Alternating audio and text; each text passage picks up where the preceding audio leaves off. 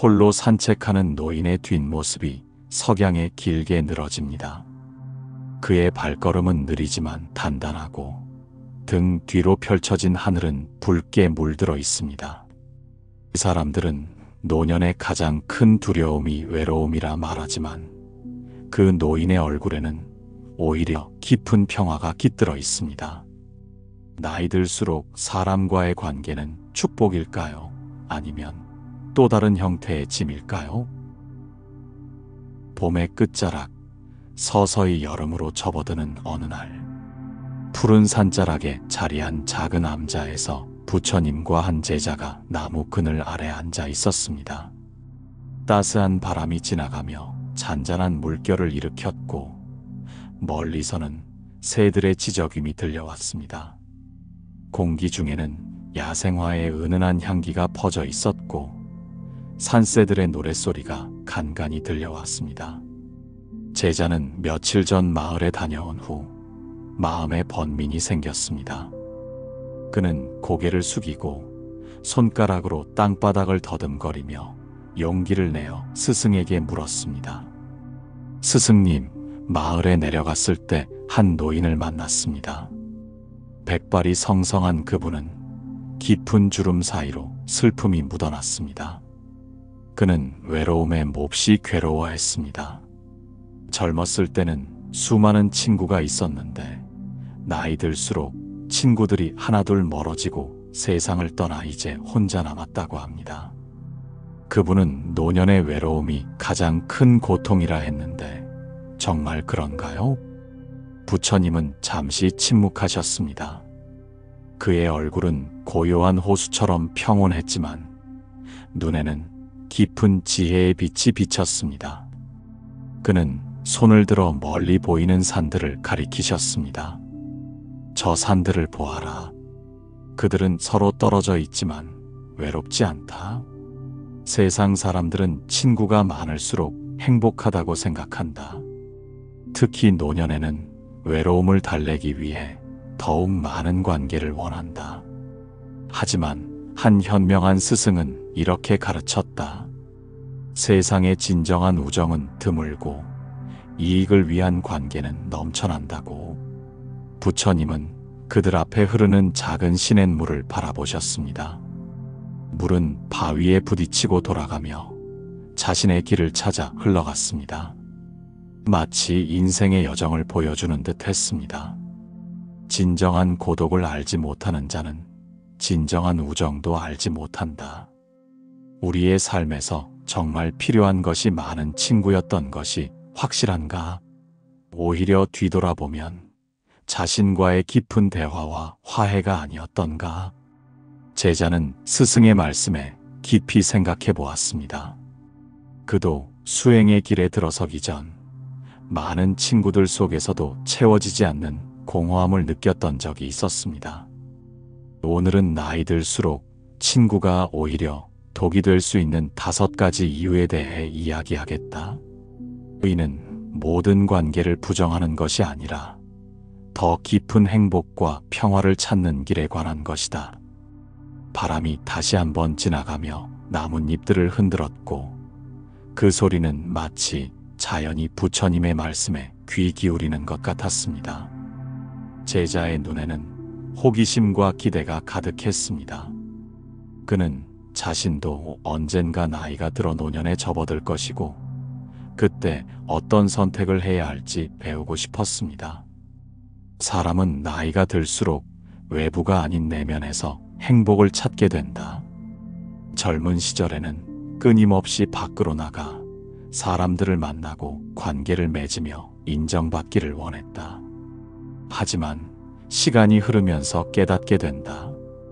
진정한 평화는 외부의 인정이나 관계가 아닌 자신과의 조화에서 온다는 것을. 나무 사이로 햇살이 스며들어 부처님의 얼굴을 비추었습니다. 그 모습은 마치 신성한 빛에 둘러싸인 듯 했습니다. 이제 5가지 이유를 하나씩 살펴보자. 첫째, 의미 없는 의무감에서 벗어나는 것. 둘째, 감정적 소모에서 자유로워지는 것. 셋째, 비교와 경쟁의 덫에서 벗어나는 것. 넷째, 내면의 성장을 방해하는 관계에서 벗어나는 것.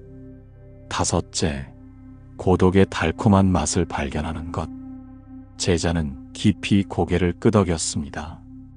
그는 이제 귀를 기울여 스승의 가르침을 온전히 받아들일 준비가 되었습니다. 다음 날 아침, 부처님과 제자는 암자 뒤편 야생화가 만발한 언덕을 오르고 있었습니다. 이슬을 머금은 풀잎이 그들의 발끝을 적시고 아침 햇살은 따스하게 대지를 감싸 안고 있었습니다. 공기는 맑고 신선했으며 멀리서 들려오는 새소리가 평화로운 분위기를 더했습니다. 노후의 친구가 필요 없는 첫 번째 이유는 의미 없는 의무감에서 벗어나기 위함이다. 부처님의 말씀에 제자는 고개를 갸웃했습니다. 의무감이라니 친구 관계에 어떤 의무가 있다는 것일까요? 그의 얼굴에는 의문이 가득했습니다. 젊은 시절의 우정은 순수하고 자발적이다. 서로에게 기대지 않고도 함께 웃고 이야기할 수 있다. 하지만 세월이 흐르면서 많은 관계가 의무로 변한다. 한 달에 한 번 만나는 모임, 명절마다 주고받는 안부, 축하해야 할 경조사. 언덕 중턱에 이르자 그들은 잠시 숨을 고르기 위해 멈추었습니다. 멀리 펼쳐진 계곡과 그 너머로 이어지는 산맥이 장관을 이루고 있었습니다. 아침 안개가 계곡 사이에 살짝 남아 있어 마치 천상의 세계를 보는 듯 했습니다. 한 남자의 이야기를 들려주겠다. 그는 젊은 시절부터 5명의 친구들과 매주 금요일마다 만났다. 처음에는 그 시간이 한 주의 피로를 푸는 즐거운 순간이었다. 함께 술을 마시고 농담을 나누고 서로의 고민을 털어놓았다. 제자는 그런 모임이 참 좋아 보인다고 생각했습니다. 수행자가 된 후로는 그런 친구들과의 시간이 없었으니까요. 그는 잠시 세속의 즐거움을 그리워하는 마음이 들었습니다. 하지만 세월이 흘러 그들이 50대가 되었을 때 상황이 달라졌다. 남자는 점점 그 모임이 부담스러워졌다.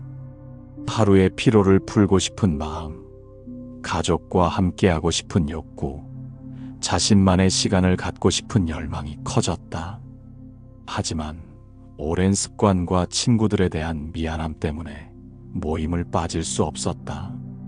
부처님과 제자는 다시 걷기 시작했고 언덕 위로 올라갈수록 바람이 더 강하게 불었습니다. 그 바람은 마치 오래된 관습을 흩날려 버리는 듯 했습니다. 야생화 향기가 바람을 타고 더욱 짙게 퍼졌습니다. 어느 날 그는 갑자기 심한 허리 통증으로 일주일간 병원에 입원하게 되었다. 처음으로 금요일 모임을 빠졌고 생각보다 마음이 편했다. 하지만 퇴원 후 친구들은 그에게 서운함을 표현했다. 내가 없으니 모임이 재미없었다. 그렇게 아프면 전화라도 해야지. 제자는 문득 자신도 비슷한 경험이 있음을 떠올렸습니다. 마을에 있을 때 친구들과의 약속을 지키지 못했을 때 느꼈던 죄책감과 부담감. 그 기억이 마음 한구석에서 되살아났습니다. 남자는 다시 모임에 나갔지만 이제는 그것이 순수한 즐거움이 아닌 의무가 되었다. 대화 주제는 반복되고 농담은 식상해졌으며 가끔은 불편한 침묵만이 흘렀다. 그럼에도 서로의 기대와 습관 때문에 모임은 계속되었다. 언덕 정상에 도착한 그들 앞에는 탁 트인 전망이 펼쳐졌습니다. 아침 햇살에 빛나는 강줄기가 멀리 보였고 작은 마을들이 점점이 흩어져 있었습니다. 부처님은 그 광경을 바라보며 말씀을 이어가셨습니다. 어느 겨울날 큰 눈이 내려 도로가 막혔다. 남자는 불가피하게 모임에 참석할 수 없었다. 그날 밤 그는 조용한 집에서 책을 읽으며 차를 마셨다.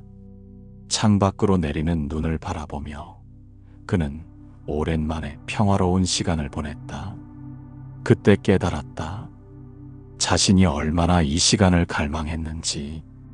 제자는 그런 평화로운 순간을 상상해 보았습니다. 바쁜 일상과 타인의 기대에서 벗어나 오롯이 자신만의 시간을 갖는 것. 그것이 얼마나 귀중한 것인지를. 다음 주 모임에서 남자는 용기를 내어 친구들에게 말했다. 나는 이제 매주 참석하기 어렵다. 한 달에 한 번 정도만 함께하고 싶다. 친구들의 반응은 예상대로였다. 서운함, 실망, 심지어 배신감까지. 하지만 그는 단호했다. 부처님은 잠시 멈추어 깊은 숨을 들이마셨습니다. 그리고 제자를 바라보며 말씀하셨습니다. 처음에는 어색했지만 시간이 지나면서 모두가 적응했다. 오히려 한 달에 한 번 만남은 더 특별하고 의미 있게 변했다. 남자는 자신의 시간을 되찾았고 진정으로 원하는 활동에 집중할 수 있게 되었다. 제자는 고개를 끄덕이며 그 지혜를 마음에 새겼습니다. 의무감에서 벗어나는 것이 때로는 모든 관계에 더 건강한 거리를 만들어준다는 사실을. 노년에 접어들면서 우리는 남은 시간이 더욱 소중해진다는 것을 깨닫게 된다. 의미 없는 의무적 만남은 그 소중한 시간을 빼앗는다. 자신에게 정직해지는 것, 진정으로 원하는 관계만 유지하는 것이 더 중요해진다. 부처님과 제자는 잠시 언덕 위에 앉아 경치를 감상했습니다. 아침 안개가 서서히 걷히며 더 넓은 세상이 그들 앞에 펼쳐졌습니다. 마치 의무의 안개가 걷히고 진정한 자유가 보이는 것처럼. 기억하라. 관계는 기쁨을 주어야 한다. 의무감으로 유지되는 관계는 결국 양쪽 모두에게 독이 된다. 나이가 들수록 우리는 자신에게 더 정직해질 필요가 있다. 진정한 친구는 당신의 변화와 선택을 존중할 것이다. 그들은 천천히 일어나 내려갈 준비를 했습니다. 햇살은 더욱 밝아졌고 하루가 본격적으로 시작되고 있었습니다. 오후가 되자 하늘에 구름이 몰려왔습니다. 부처님과 제자는 작은 호숫가에 앉아 있었습니다. 호수 표면은 바람에 살짝 일렁이며 잔잔한 물결을 만들었고 주변의 나무들은 그들에게 시원한 그늘을 제공했습니다. 멀리서 천둥 소리가 희미하게 들려왔고 공기 중에는 비가 올 것 같은 촉촉한 기운이 감돌았습니다. 노후의 친구가 필요 없는 두 번째 이유는 감정적 소모에서 벗어나기 위함이다. 부처님은 호수에 떠 있는 나뭇잎을 가리키셨습니다. 그 잎은 물 위에 떠 있었지만 물에 젖지는 않았습니다. 우리 인간의 감정은 물과 같아서 쉽게 서로에게 전이된다. 한 사람의 기쁨이 다른 사람에게 전해지기도 하고 한 사람의 슬픔이 다른 이에게 옮겨가기도 한다. 이것을 감정적 전염이라 한다. 제자는 부처님의 말씀에 깊이 공감했습니다. 그는 종종 기분 좋은 사람과 있으면 자신도 기분이 좋아지고 우울한 사람과 함께 있으면 자신도 우울해지는 것을 경험한 적이 있었습니다. 한 여인의 이야기를 들려주겠다. 그녀는 평생 5명의 절친한 친구들과 삶의 모든 순간을 함께 했다. 그들은 서로의 결혼식에서 축하해 주었고 아이들의 탄생을 함께 기뻐했으며 슬픔의 순간에는 서로를 위로했다. 호수 위로 바람이 불어와 물결이 더 커졌습니다. 구름이 해를 가리자 주변이 갑자기 어두워졌고 곧 비가 내릴 것 같은 분위기가 감돌았습니다. 세월이 흘러 그들 모두 노년이 되었을 때 한 친구가 심각한 병에 걸렸다. 여인은 그 친구의 고통을 마치 자신의 것처럼 느꼈다. 그녀는 밤낮으로 친구를 걱정하며 잠을 이루지 못했고 식욕도 잃었다. 그녀의 건강도 서서히 나빠지기 시작했다. 먹구름이 더욱 짙어지고 바람이 더 세게 불기 시작했습니다. 호수의 물결은 더 높아졌고 나뭇잎들이 흔들렸습니다. 마치 여인의 감정적 혼란을 표현하는 듯 했습니다. 감정이 얽히면 자신과 타인의 경계가 흐려진다. 여인은 친구의 고통을 덜어줄 수 없는 자신을 무력하게 느꼈고 그 무력감은 그녀를 소진시켰다. 다른 친구들도 비슷한 상태에 빠졌다. 그들은 서로에게 기대어 위로를 찾으려 했지만 오히려 서로의 슬픔을 증폭시킬 뿐이었다. 제자는 깊이 생각에 잠겼습니다. 감정적 얽힘이 어떻게 자신을 소진시킬 수 있는지, 그리고 나이가 들수록 그런 감정적 소모가 더 큰 영향을 미칠 수 있음을 이해하기 시작했습니다. 여인의 친구는 결국 세상을 떠났다. 그 슬픔은 남은 친구들을 더욱 깊은 우울 속으로 밀어넣었다. 그들은 서로를 위로하려 했지만 각자의 슬픔이 너무 깊어 오히려 서로의 상처를 더 나게 했다. 모임을 할 때마다 그들은 떠난 친구를 회상하며 눈물을 흘렸고 그 자리는 치유보다는 상처를 확인하는 시간이 되어갔다. 갑자기 빗방울이 떨어지기 시작했습니다. 처음에는 가볍게 한두 방울씩 떨어지다가 점점 굵어졌습니다. 부처님과 제자는 서둘러 근처의 작은 정자로 몸을 피했습니다. 비를 피해 정자에 앉으니 빗소리가 지붕을 두드리는 소리가 평화롭게 들렸습니다. 여인은 점차 친구들과의 만남이 그녀의 상처를 치유하지 못하고 오히려 덧나게 한다는 것을 느꼈다. 그녀는 자신의 건강을 위해 잠시 거리를 두기로 결심했다.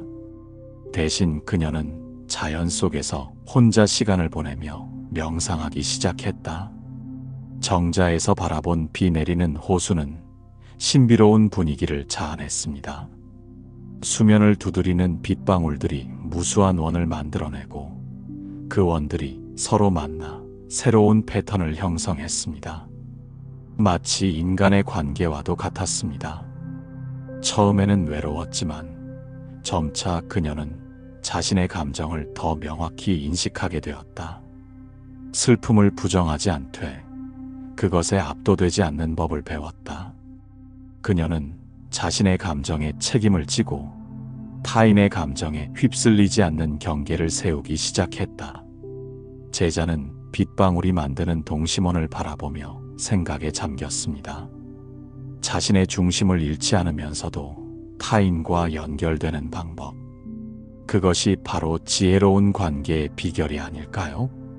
시간이 지나자 여인은 다시 친구들과 만나기 시작했다. 하지만 이제 그녀는 다르게 관계를 맺었다. 그녀는 자신의 감정을 온전히 책임지고 타인의 감정에 휩쓸리지 않았다. 그렇게 그녀는 진정한 연민을 배웠다. 연민은 타인의 고통을 함께 느끼되 그것에 압도되지 않는 지혜다. 비가 점점 잦아들고 먹구름 사이로 햇살이 비치기 시작했습니다. 빗방울에 반사된 햇빛이 무지개 같은 색채를 만들어냈습니다. 나이가 들수록 우리는 감정적 건강을 더 소중히 여기게 된다. 슬픔, 분노, 불안과 같은 부정적 감정이 친구 관계를 통해 전이되는 것은 우리의 에너지를 고갈시킨다. 특히 노년에는 이러한 감정적 소모를 줄이고 내면의 평화를 지키는 것이 중요하다.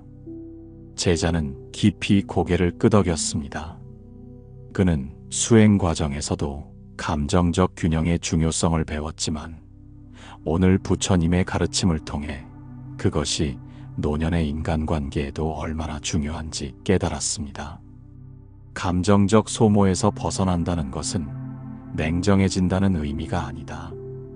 오히려 더 깊고 진실된 사랑을 실천할 수 있게 된다.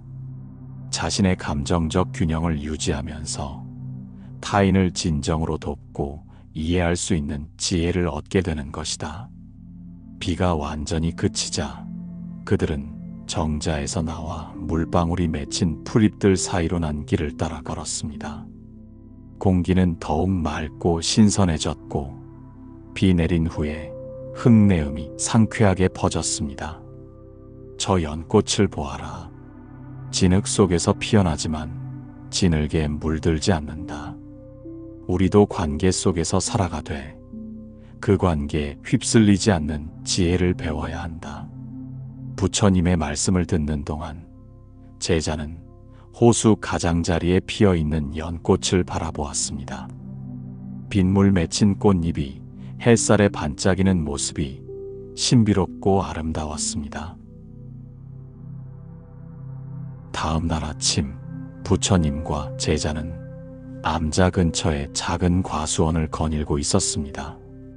여름이 시작되어 과일나무들은 푸른 잎사귀와 함께 아직 익지 않은 열매들을 매달고 있었습니다. 다양한 크기와 모양의 초록빛 열매들이 나뭇가지에 달려있는 모습이 생명력 넘쳐 보였습니다. 아침 이슬이 아직 마르지 않아 풀잎 위에 영롱한 물방울들이 빛나고 있었습니다. 노후에 친구가 필요 없는 세 번째 이유는 비교와 경쟁의 덫에서 벗어나기 위함이다. 부처님은 서로 다른 크기의 사과 열매가 달린 나무를 가리키셨습니다. 같은 나무에서도 저마다 다른 속도와 크기로 자라는 열매들이 보였습니다. 인간은 본능적으로 자신을 다른 이들과 비교하는 경향이 있다. 이는 젊은 시절부터 우리 안에 깊이 뿌리내린 습관이다. 학창 시절의 성적, 직장에서의 승진, 재산의 크기, 자녀의 성취까지 우리는 끊임없이 타인과 자신을 비교한다. 제자는 고개를 끄덕였습니다. 그도 수행자가 되기 전 다른 이들과 자신을 비교하며 자신의 가치를 판단했던 시절이 있었습니다. 때로는 그런 비교가 자신을 더 노력하게 만들었지만 더 많은 경우에는 불필요한 고통을 가져왔습니다. 두 오랜 친구의 이야기를 들려주겠다. 그들은 젊은 시절부터 같은 마을에서 자라며 함께 성장했다. 처음에는 서로를 응원하고 지지했지만 세월이 흐르면서 그들 사이에는 보이지 않는 경쟁이 생겨났다. 부처님과 제자는 과수원 사이로 난 좁은 길을 따라 걸었습니다. 발밑에서는 작은 들꽃들이 피어 있었고 이른 아침이지만 이미 벌들과 나비들이 꽃 사이를 분주히 오가고 있었습니다. 한 친구는 성공한 상인이 되었고 다른 친구는 학자의 길을 걸었다. 그들은 여전히 친구로 지냈지만 매번 만날 때마다 자신의 성취를 살짝 드러내며 우월감을 느끼려 했다. 상인은 자신의 부를 은근히 과시했고 학자는 자신의 지식과 명성을 내비쳤다. 제자는 그런 관계의 불편함을 상상하며 미간을 찌푸렸습니다. 누군가와 비교하고 경쟁하는 관계는 얼마나 피곤하고 괴로울까요? 이런 비교와 경쟁은 그들의 관계에 미묘한 긴장을 가져왔다. 표면적으로는 친구였지만 내면에서는 서로를 이기고 싶은 욕망이 자리 잡고 있었다. 그들은 상대의 성공에 진심으로 기뻐하지 못했고 때로는 상대의 실패에 은밀한 만족감을 느꼈다. 부처님은 어린 열매를 살짝 만져보셨습니다. 그 열매는 아직 작고 단단했지만 시간이 지나면 탐스럽게 익을 것임이 분명했습니다. 세월이 흘러 그들이 노년에 접어들었을 때 이러한 비교는 더욱 날카로워졌다. 상인은 건강이 악화되었지만 여전히 부유했고 학자는 인정받았지만 경제적으로 여유롭지 못했다. 그들은 만날 때마다 자신이 가진 것을 강조하고 상대가 가지지 못한 것을 은근히 지적했다.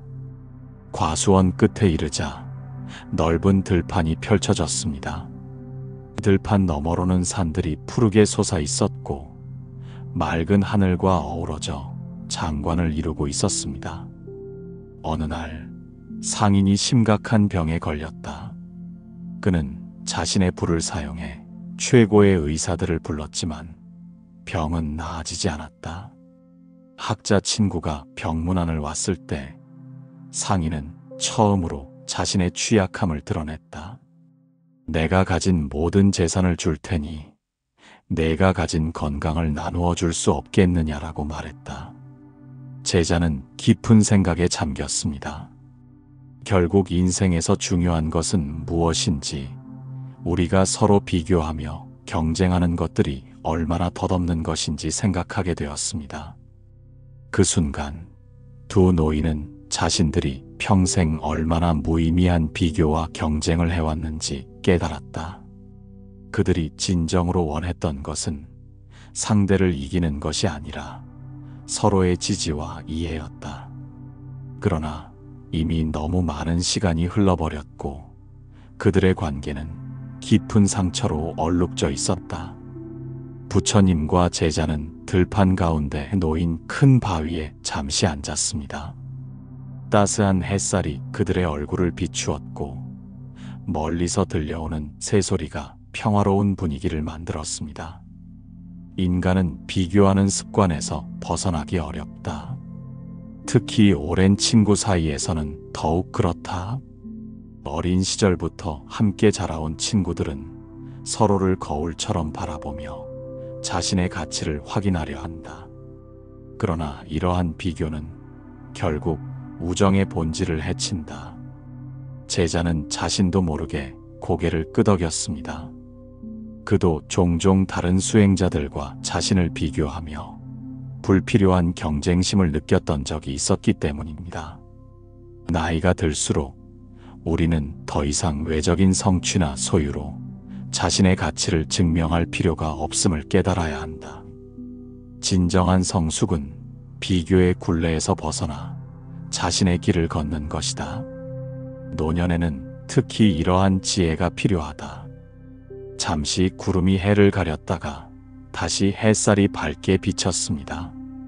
부처님은 그 변화를 바라보며 말씀을 이어가셨습니다.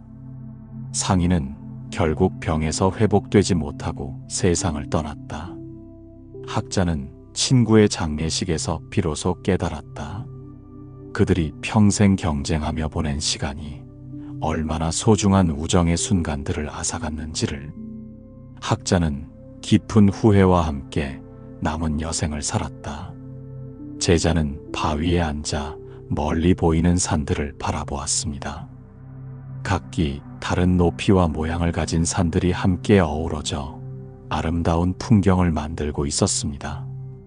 비교할 필요 없이 각자의 모습 그대로 존재하는 것이 얼마나 아름다운지.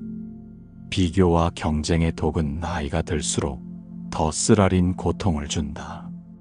젊을 때는 그것이 우리를 성장시키는 동력이 될 수도 있지만 노년에는 불필요한 상처와 후회만 남긴다. 각자의 길이 다르고 각자의 행복이 다름을 인정할 때 우리는 진정한 자유를 얻을 수 있다. 부처님과 제자는 바위에서 일어나 암자로 돌아가는 길을 걸었습니다.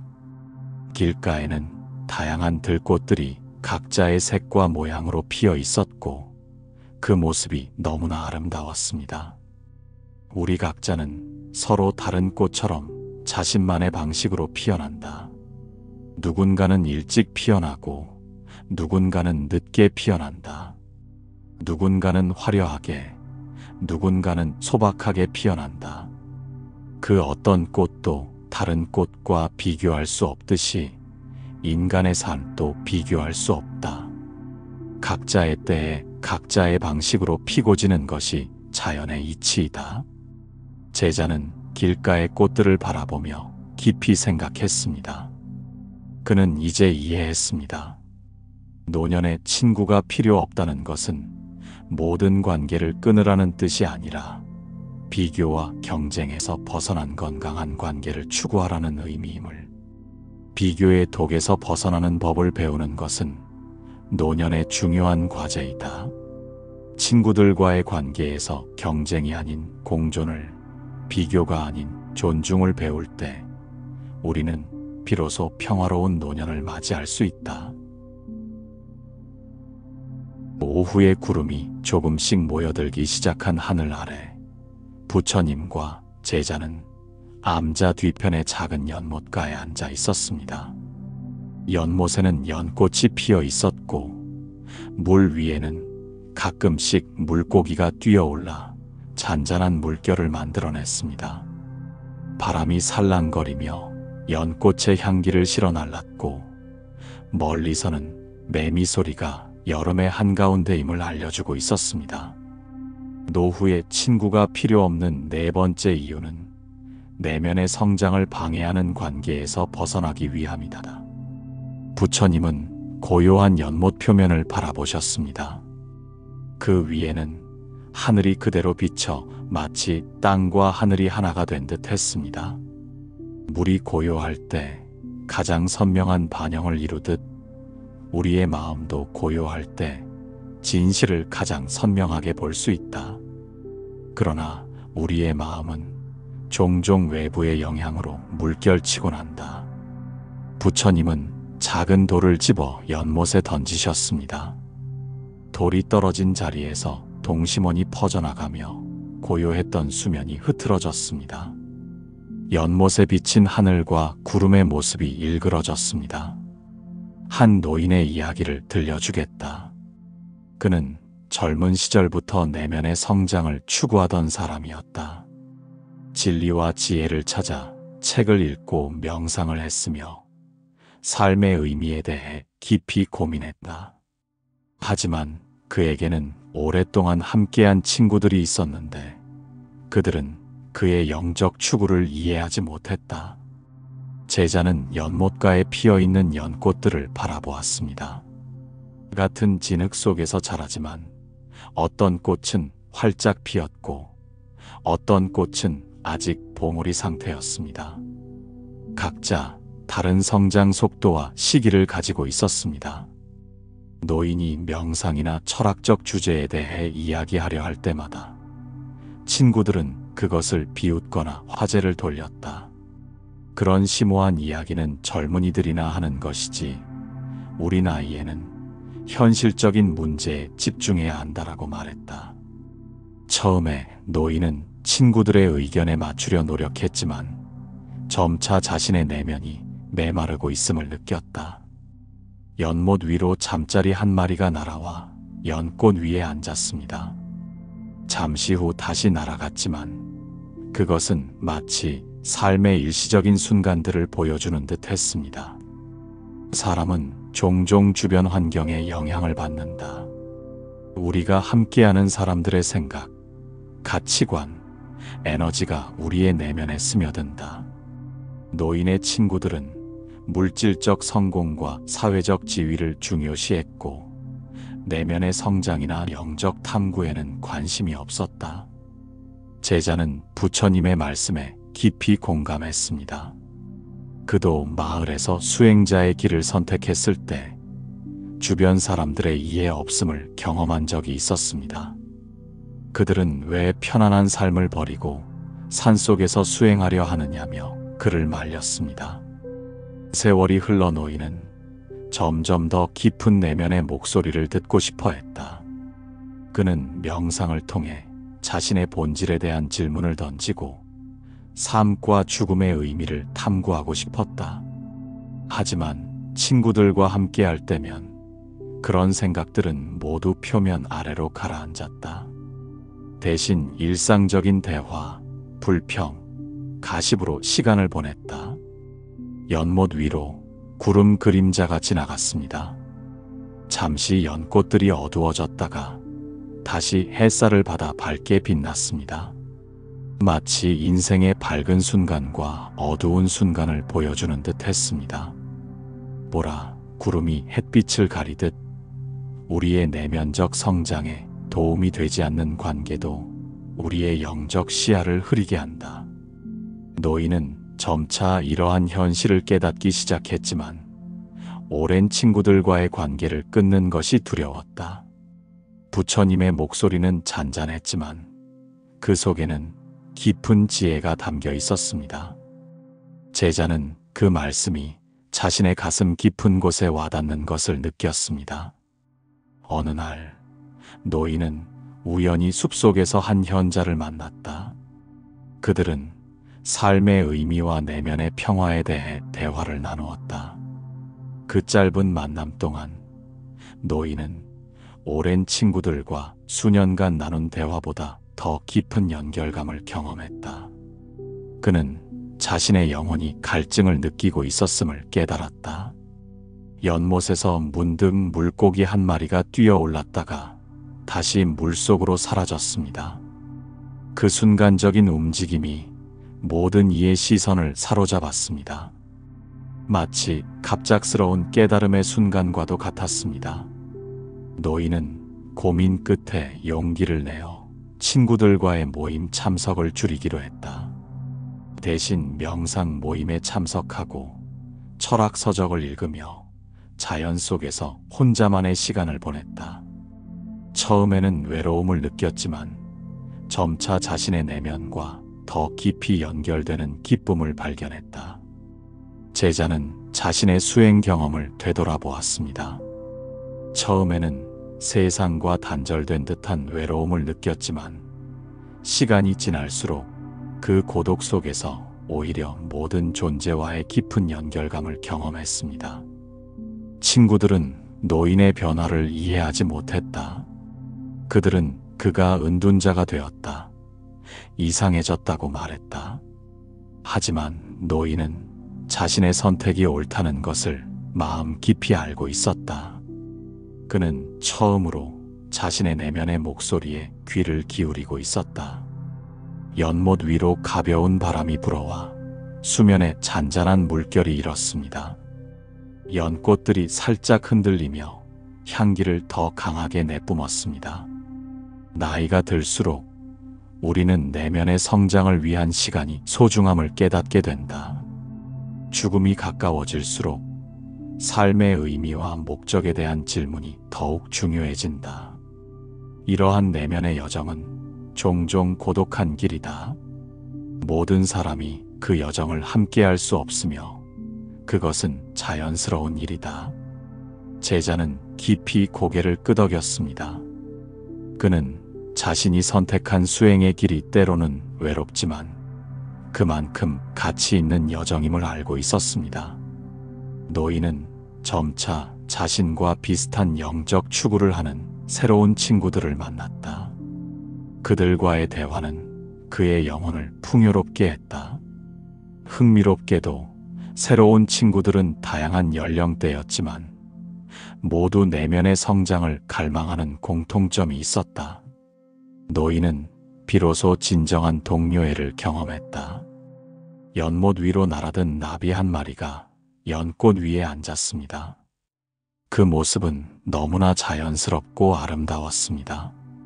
마치 올바른 자리를 찾아 앉은 영혼 같았습니다. 인간의 삶에는 때때로 갈림길이 있다. 익숙한 길을 계속 가느냐 아니면 미지의 길로 용기 있게 나아가느냐의 선택이다. 노인은 후자를 선택했고 그것은 그의 남은 인생을 완전히 변화시켰다. 부처님과 제자는 잠시 침묵 속에서 연못의 아름다움을 감상했습니다. 침묵 속에서도 깊은 가르침이 전해지고 있었습니다. 노년에는 시간이 더욱 소중해진다. 우리는 더 이상 낭비할 시간이 없음을 깨닫는다. 그래서 내면의 성장을 방해하는 관계에서 자유로워지는 것이 더욱 중요해진다. 이것은 이기심이 아니라 자신의 진정한 목적을 위한 필수적인 선택이다. 연못 위로 석양이 비치기 시작했습니다. 붉은 빛이 물 위에 퍼져 마치 연못 전체가 황금빛으로 물든 것 같았습니다. 그 아름다운 광경은 말로 표현할 수 없는 깊은 경외감을 불러일으켰습니다. 노인은 마지막 순간까지 내면의 성장을 멈추지 않았다. 그가 세상을 떠날 때 그의 얼굴에는 깊은 평화가 깃들어 있었다. 그는 자신의 영혼이 원하는 길을 선택했기에 후회가 없었다. 이것이 바로 진정한 지혜의 여정이다. 제자는 석양에 비친 연못의 아름다움에 감탄했습니다. 그것은 마치 노인의 내면에서 꽃 피운 지혜와도 같았습니다. 이튿날 아침 일찍 부처님과 제자는 산 정상으로 향하는 길을 걷고 있었습니다. 새벽녘의 상쾌한 공기가 그들의 폐를 채웠고 길가에는 아직 이슬이 맺혀 있었습니다. 해가 막 떠오르기 시작하여 동쪽 하늘이 붉게 물들어 있었고 산새들의 지저귀이 조용한 산길에 생기를 불어넣었습니다. 노후의 친구가 필요 없는 다섯 번째 이유는 고독의 달콤한 맛을 발견했기 때문이다. 부처님의 말씀에 제자는 의아한 표정을 지었습니다.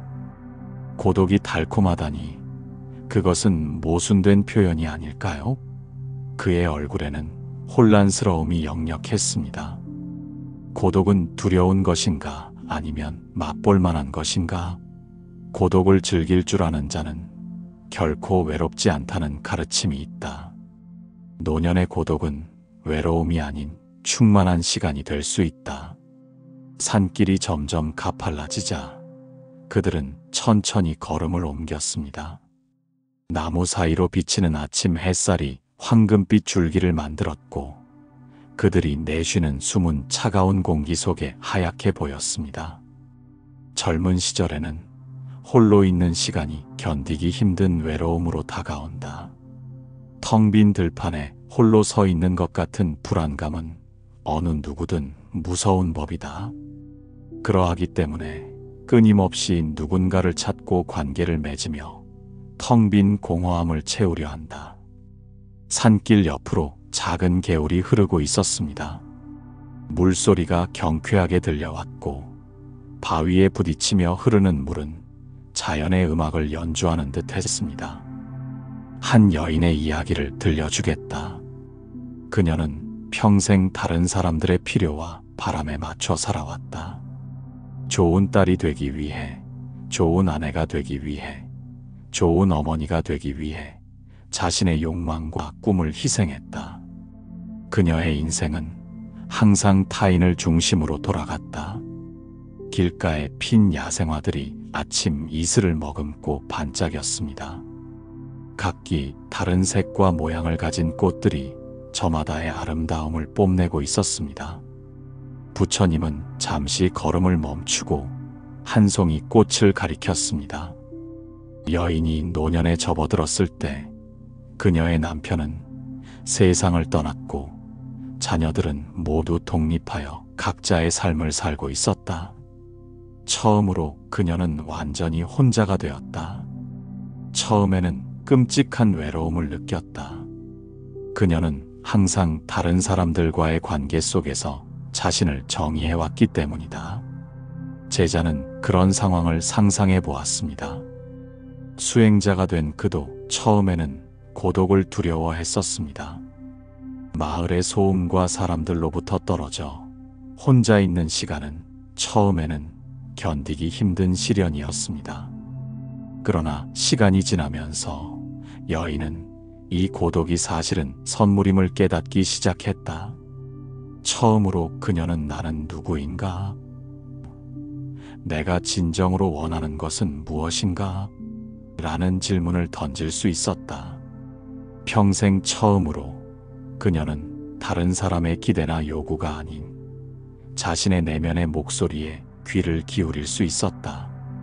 산길이 점점 더 가팔라지자 부처님과 제자는 잠시 쉬어가기로 했습니다.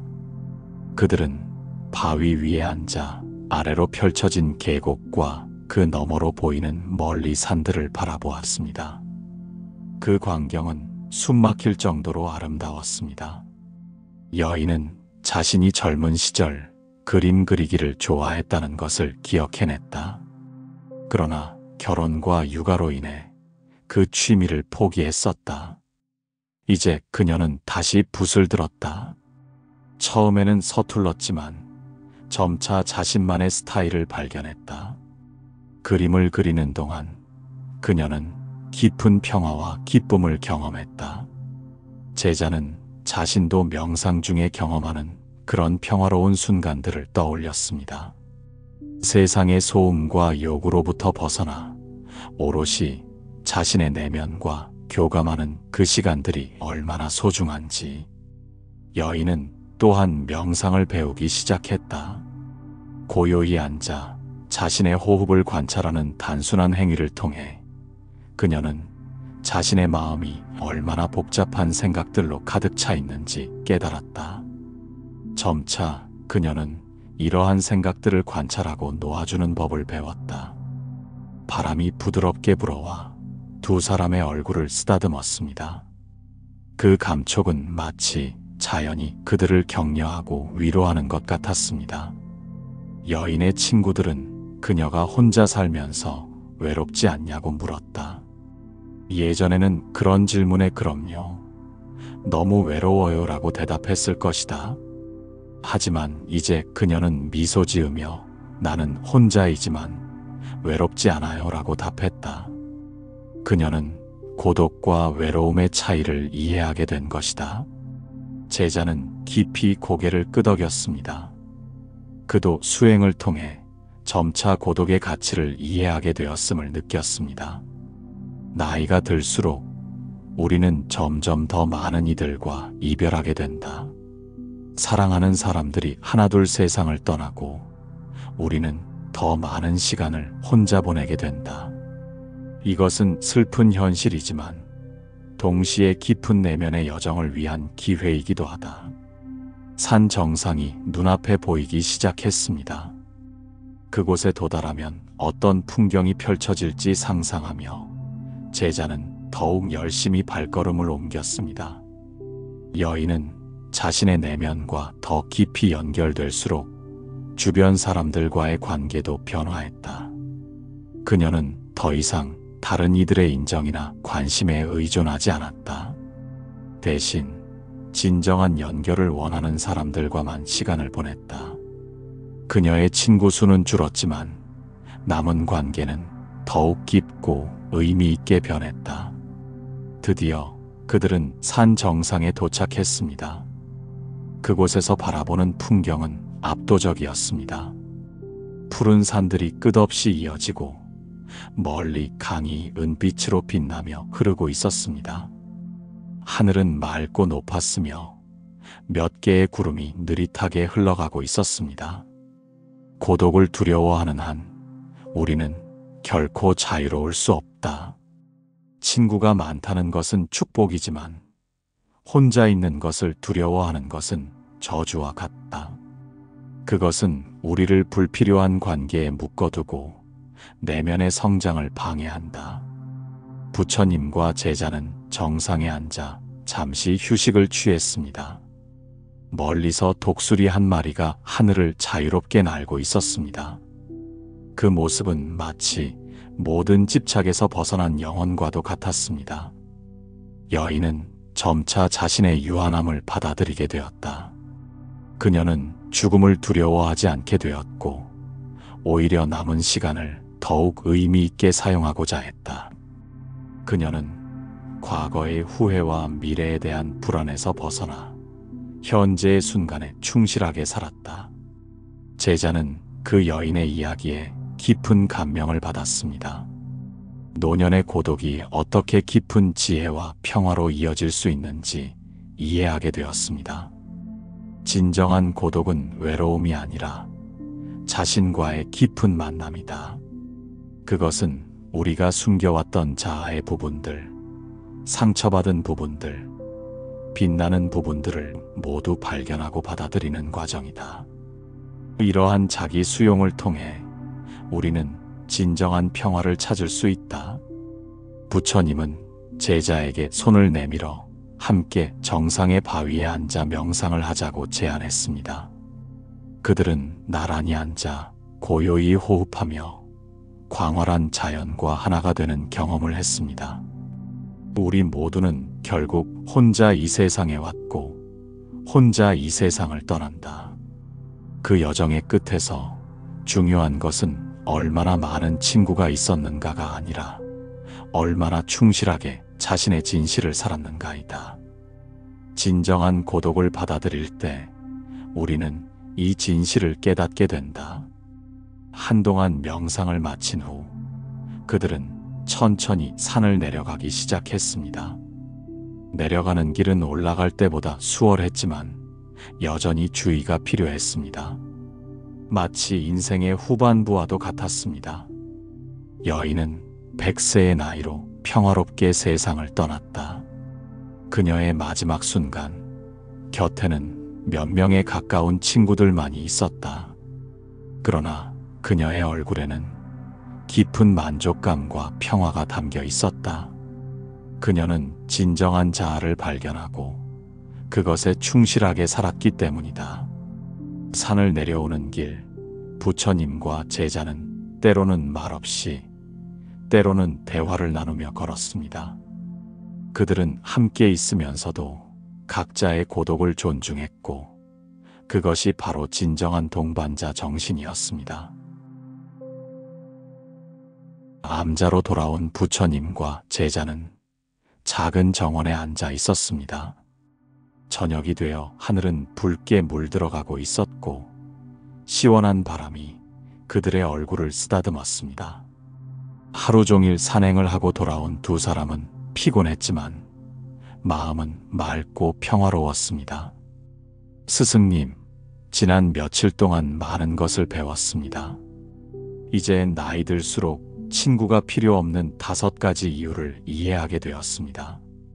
하지만 한 가지 궁금한 점이 있습니다. 그렇다면 노년에는 완전히 고립되어 살아야 하는 것입니까? 부처님은 부드럽게 미소 지었습니다. 그의 눈에는 깊은 자비와 지혜가 담겨 있었습니다. 그것은 극단이다.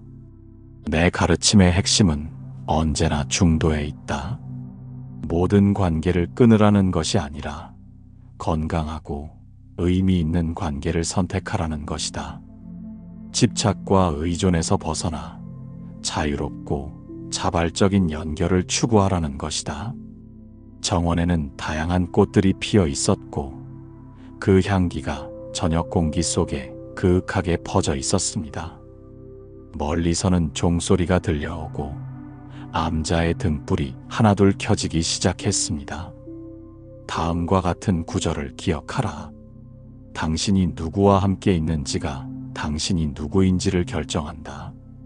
현명한 이는 자신의 빛을 밝게 유지할 사람들과 함께한다. 어리석은 이는 자신의 빛을 흐리게 하는 이들과 함께하며 어둠을 키운다. 제자는 깊이 고개를 끄덕였습니다. 그 말씀이 그의 가슴 깊은 곳에 울림을 주었습니다. 나이가 들수록 우리는 자신의 시간과 에너지가 얼마나 소중한지 깨닫게 된다. 모든 관계에 똑같이 시간을 쏟을 수는 없으며 그럴 필요도 없다. 중요한 것은 질이지 양이 아니다. 저녁 하늘에 첫 별이 반짝이기 시작했고 그것은 마치 우주의 무한한 지혜를 상징하는 듯 했습니다. 당신은 진정한 삶의 목적이 무엇이라고 생각하는가? 인생의 궁극적 목표는 외부가 아닌 내면의 성장에 있다는 가르침이 있다. 이것이 노년의 친구가 필요 없는 5가지 이유를 아우르는 결론이다. 제자는 깊이 생각에 잠겼습니다. 그는 자신이 수행의 길에 들어선 이유를 다시 한번 되돌아보았습니다. 첫째, 의미 없는 의무감에서 벗어나 자신에게 정직해질 수 있다. 둘째, 감정적 소모에서 벗어나 내면의 평화를 지킬 수 있다. 셋째, 비교와 경쟁의 덫에서 벗어나 자신의 길을 걸을 수 있다. 넷째, 내면의 성장을 방해하는 관계에서 벗어나 영적 여정을 이어갈 수 있다. 다섯째, 고독의 달콤한 맛을 발견하여 자신과 깊이 만날 수 있다. 부처님은 잠시 눈을 감고 깊은 호흡을 했습니다. 그리고 다시 눈을 뜨자 그의 눈에는 더욱 깊은 지혜와 평화가 담겨 있었습니다. 이제 함께 명상을 하자. 이것은 자비 명상이라 하여 자신과 타인에 대한 자비의 마음을 키우는 수행법이다. 부처님의 목소리는 점점 더 고요해졌고 그의 말씀은 마치 정원의 공기 자체가 되어 모든 것을 감싸는 듯 했습니다. 먼저 편안한 자세로 앉아 몇 번 깊게 호흡하라. 그리고 자신의 가슴에 손을 얹고 자신에게 이렇게 말하라. 내가 평화롭기를, 내가 건강하기를, 내가 행복하기를, 내가 편안하기를. 제자는 부처님의 안내에 따라 자신의 가슴에 손을 얹었습니다. 그의 마음은 차분해지고 몸은 이상하게 가벼워졌습니다. 이제 당신이 사랑하는 사람을 마음속에 떠올리고 그에게도 같은 축복을 보내라. 당신이 평화롭기를, 당신이 건강하기를, 당신이 행복하기를, 당신이 편안하기를. 정원의 공기는 고요했지만 그 안에는 깊은 에너지가 흐르고 있었습니다.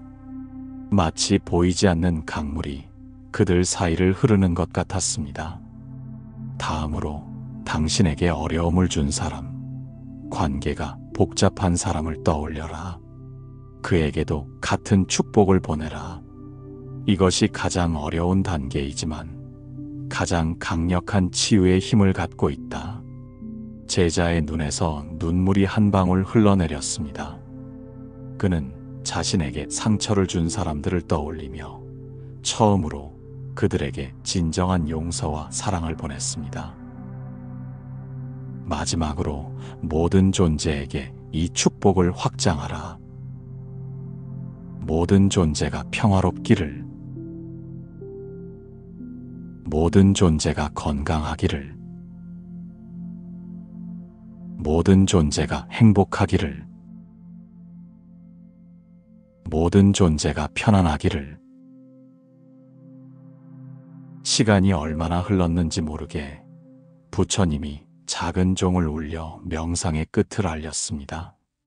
제자는 천천히 눈을 떴고 그의 얼굴에는 전에 없던 평화와 기쁨이 가득했습니다. 이 명상을 매일 실천하라. 이것은 관계에 대한 집착과 두려움을 놓아주는데 도움이 될 것이다. 자신을 사랑하고 존중할 때 우리는 더 이상 타인의 인정과 관심에 의존하지 않게 된다. 그때 비로소 진정한 자유와 평화를 경험할 수 있다. 밤이 깊어가고 정원은 은은한 달빛으로 물들었습니다. 부처님과 제자는 암자로 돌아갈 준비를 했습니다. 기억하라.